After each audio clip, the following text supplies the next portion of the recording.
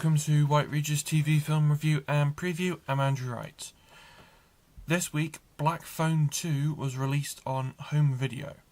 The film is a sequel to 2021's The Black Phone and stars Mason Thames, Madeline McGraw, Jeremy Davis and Ethan Hawke reprising their roles from the previous film, with Demian Bashir joining the cast. The sequel follows the siblings Finney and Gwen struggling with PTSD after the events of the first film as they head to a winter youth camp to investigate the origins of the grabber who is now haunting them from hell. So this was my first time watching the film. I had actually liked the first film. I probably should have rewatched it before watching the second film, but I was procrastinating, but I had liked the first film. But I thought it worked better as a true crime drama rather than a horror movie. But a major red flag for me for the sequel was that they'd upped the rating to 18 for strong bloody violence, which is always a red flag for me. Despite that, I thought the film explored interesting themes like PTSD and the grabber's origins, and I like the fact that the film is a snowbound paranoia, but with Inception-like concepts of dream and reality thrown in. Because like the gag is, the grabber is there.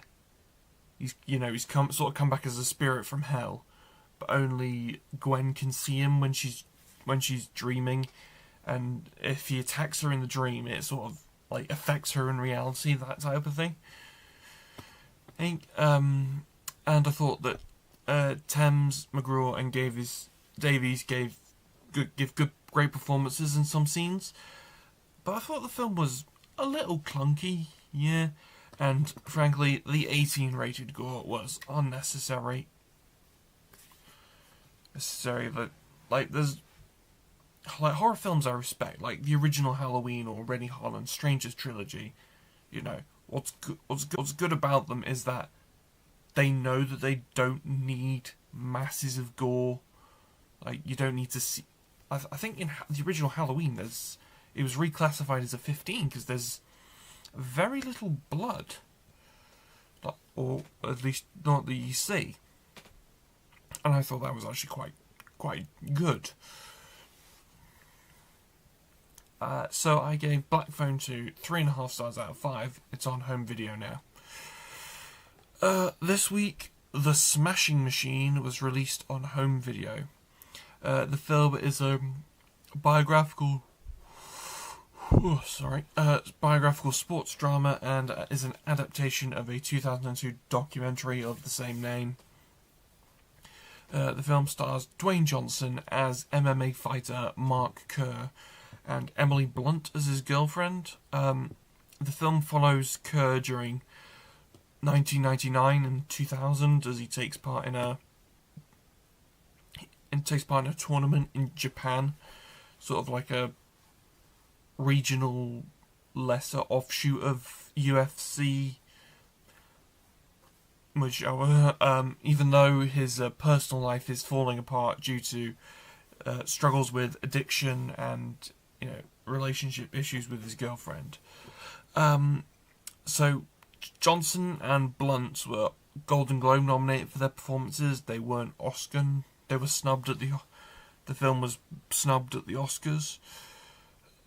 So I went into this film not knowing the true story, and I thought that Dwayne Johnson puts in his absolute career best performance. Like, I like his action films like Fast and Furious 5, Rampage.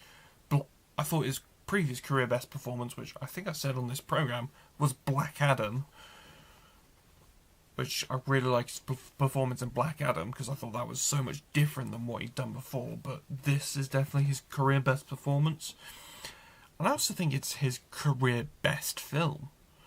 Like, as I said, I like those action films that he's done. Fast and Furious, Rampage, Black Adam, Red Notice. All that type of stuff. But what works best about his performance in The Smashing Machine is that, you know, what he's done to completely transform himself. You know, he's covered up his tattoos, his body's physically different, you know, he's wearing a wig for most of it, and even the shape of his eyes is different, so that he's, you know, done something to change the shape of his eyes so it doesn't look like him.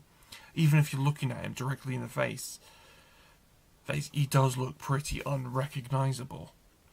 And his performance just helps to elevate the themes of the film and give more impact to the film. So, you know, even if you like look at his relationship with his girlfriend as like abusive or controlling or whatnot, you like the film, his performance in the film still makes you want to root for the character, his character.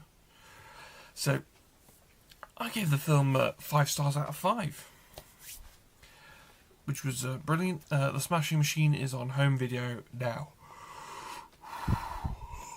Oh, pardon me. So I'm just gonna. So this week was also the Oscar nominations. For the full list, check out various outlets and websites online. But I'm just gonna run through the Best Picture nominees. So the nominees for Best Picture are Begonia. Haven't seen that yet. Comes out on Blu-ray in a couple of weeks. I might get it. F1, which I really liked. Frankenstein, which I really loved. Hamnet, not seen. Pre-ordered the Blu-ray. So Marty Supreme. I'm waiting to pre-order the Blu-ray when that comes along, because, you know, heard good things. One Battle After Another, which is coming up next week, which I'm going to watch next week. So, and I think it's very hotly tipped as being the favourite for Best Picture. The Secret Agent, which is Brazil's entry for Best International Feature Film. And also The Actor got a Best Actor nomination.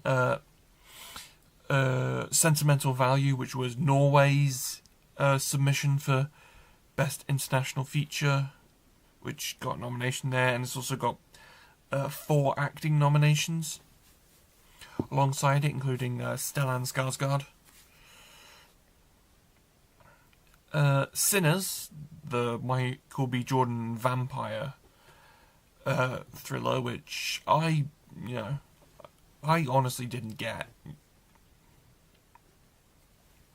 I watched it and gave it, 3 stars? So,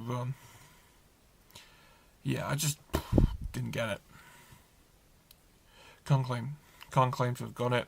I might rewatch it before the Oscars. And this Netflix film called Train Dreams is the last nomination. And I know very little about it, other than Joel Edgerton was quite hotly tipped for awards nominations for it.